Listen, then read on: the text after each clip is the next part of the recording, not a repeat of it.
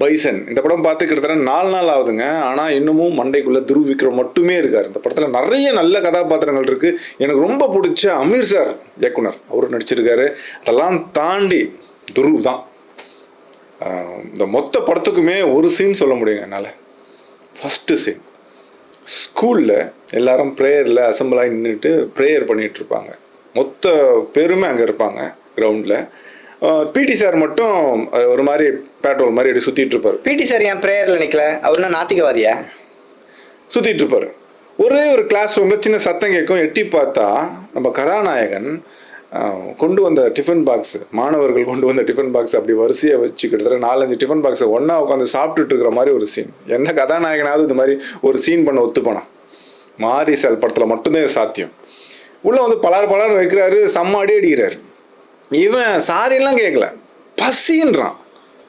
அந்த துணியை வாங்குறது எவ்வளோ கஷ்டம்னு எனக்கு தெரியும்.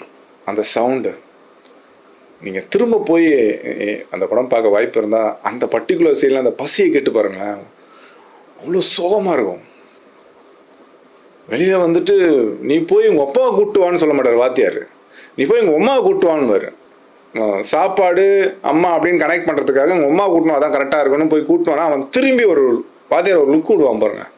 செத்துட்டேன் நான். அப்படி ஒரு பர்ஃபார்மன்ஸுங்க. நான் திரும்ப சொல்கிறேன், இந்த மொத்த படத்துலையும் எனக்கு அந்த ஒரு சீன் ரொம்ப பிடிச்சிருந்துச்சு. உங்களுக்கு வாய்ப்பு இருந்தால் நான் சொன்ன இந்த 2 ஸ்கேலை போய் பாருங்களேன். துருவ் எங்கேயோ இருக்குது உங்கள் பர்ஃபார்மன்ஸ். வாவ்.